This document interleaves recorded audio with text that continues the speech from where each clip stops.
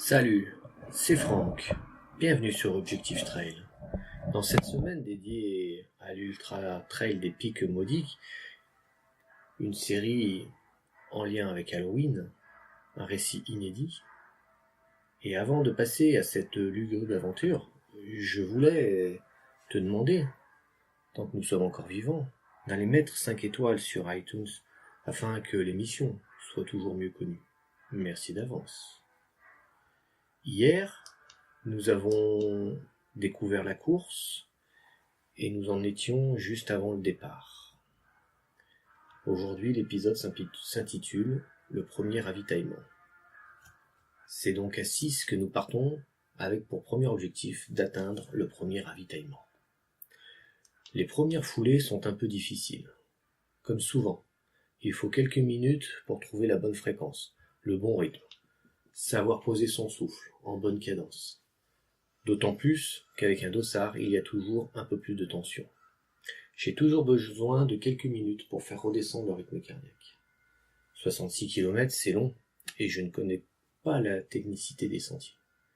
Je cherche donc à ne pas me griller dès les premiers instants. Lors du repas, nous avons tous eu la même idée, partir groupés le plus longtemps possible. C'était la théorie. À l'épreuve du terrain, nos niveaux respectifs sont très différents. Très rapidement, je vois se détacher devant Laetitia, Thomas et Yves. Ils ne semblent pas forcés, et sur ce chemin souple en sous-bois, il est facile d'avoir un bon rythme. Je dois être entre 10 et 11 à l'heure, ce qui est trop rapide pour une bonne gestion de course, pour moi. Après quelques kilomètres, je ralentis le rythme tout de même, et c'est Christine et Benjamin qui s'éloignent devant moi au fil des minutes. Après 1 heure de course, la nuit est bien noire, et je suis seul. Pas vraiment. J'entends le bruit de la forêt, le craquement des arbres, les branches emmêlées qui frottent les unes contre les autres. Sous l'effet de la brise, quelques oiseaux au loin, le bruit de mes foulées sur le sol.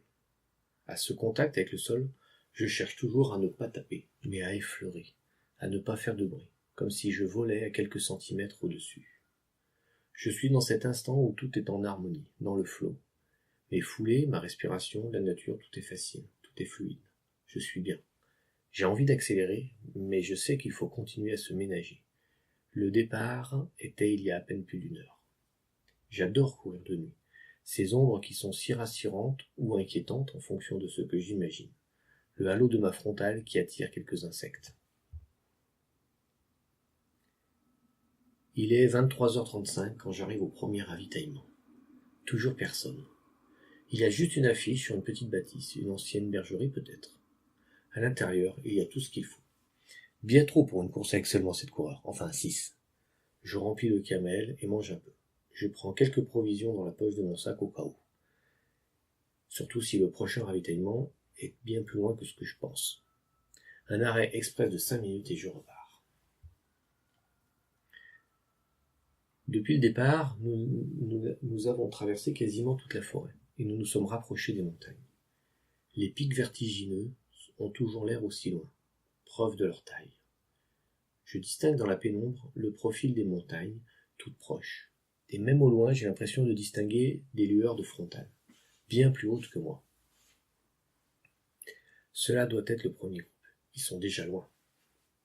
Effectivement, j'arrive peu après vers une bifurcation qui m'emmène sur un chemin escarpé, droit dans la pente. Heureusement, les bâtons m'aident efficacement. La poussée avec les bras me permet de bien gérer ce changement de rythme et d'effort. Soudain, une drôle de sensation. Qu'est-ce qui se passe ?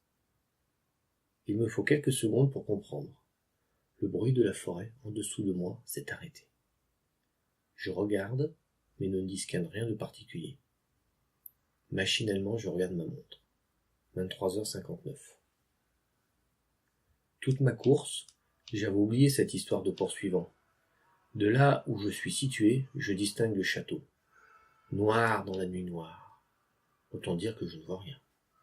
À minuit, pourtant, comme si j'étais là-bas, j'entends les portes grincer et s'ouvrir. J'entends des ululements effrayants. Et avec stupéfaction, j'ai l'impression d'entendre Gilles. Il hurle de terreur. Puis rien. Le calme, le silence.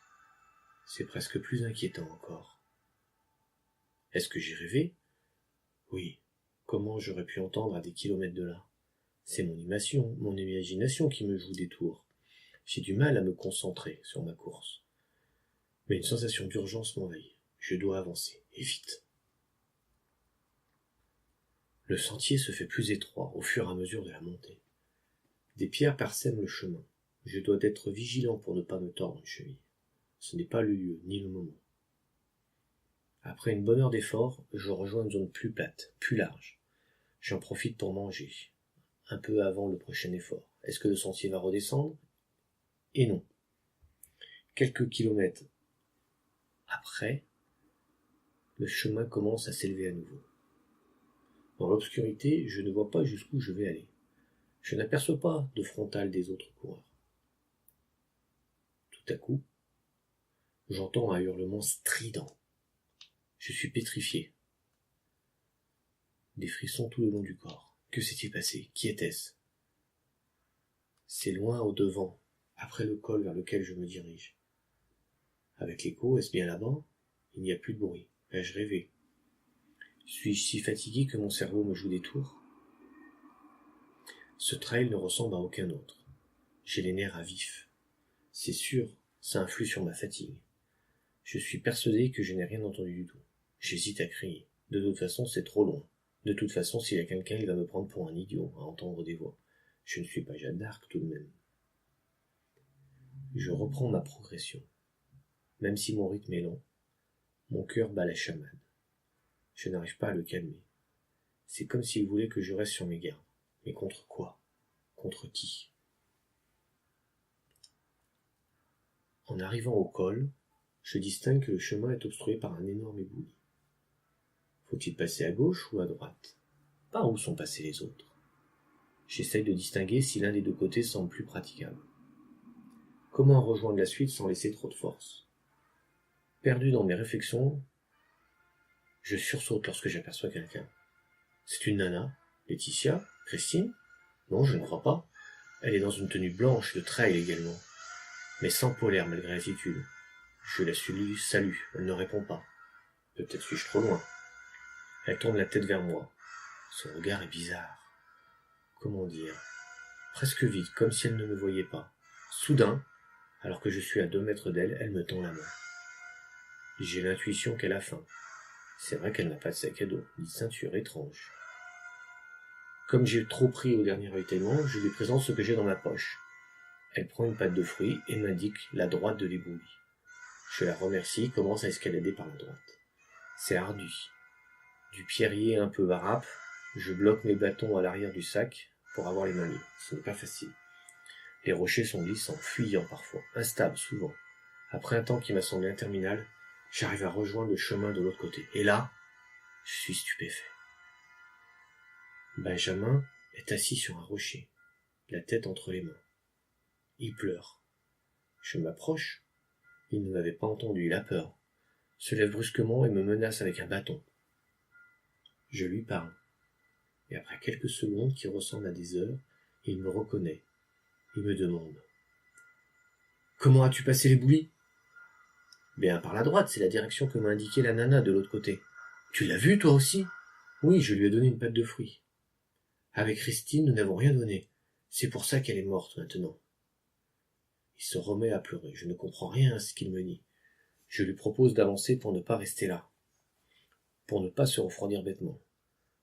D'un coup, il se calme et me regarde étrangement. Il a l'air d'avoir perdu l'esprit. Tu ne comprends donc pas? Là-bas, c'était la dame blanche. Nous ne l'avons pas aidée, alors elle s'est vengée en précipitant Christine en bas de la falaise. N'as-tu pas entendu son cri quand elle est tombée? Je ne sais pas si je dois lui dire que j'ai entendu un cri. Il me fait peur. Et je ne devrais pas faciliter son délire. Non, non, je n'ai rien entendu. Peut-être Christine a traversé plus vite que vers toi et n'a pas voulu prendre froid. Elle a préféré avancer en pensant que tu allais la rattraper. Je l'ai vue là-bas. Il me désigne quelque part dans le noir, une zone vers la falaise. Elle est tout en bas, embrochée sur un de ses bâtons. Et surtout, il lui manquait un bras. Il s'arrête, haletant. Sa voix se fait plus faible, presque inaudible. Je ne suis pas certain de ce que j'entends. Il me dit, et en haut de la falaise, J'ai vu cette monstrueuse dame blanche avec un bras entre ses mains. Je l'ai même vue, j'en suis certain, me regarder avec un sourire sadique en portant le bras à ses lèvres. Sa bouche est devenue rouge tandis qu'elle plantait ses dents dans la chair sanguinolente de l'avant-bras. Un cœur l'empêche de continuer. Tant mieux, j'ai déjà envie de vomir. Ma tête essaye de raisonner. Je m'approche de la falaise, mais ne vois rien. Mauvais endroit? Hallucination de Benjamin? Coup de Benjamin. Si c'est vrai... Bien sûr que c'est vrai! Je n'imaginerai pas tout ça pour le plaisir, me hurle-t-il dessus. Justement, cela signifie qu'il faut vite s'éloigner d'ici. Elle peut revenir. Viens, on s'en va. Tu ne peux plus rien faire pour Christine. Viens. J'avance sur le chemin. Il me suit. Puis d'un coup fait demi-tour et disparaît dans la nuit. Que dois-je faire? Aller le chercher. Mais il me fait peur maintenant. Qui me dit qu'il n'a pas fait tomber Christine par accident et essaye de s'inventer une histoire? Je choisis d'avancer.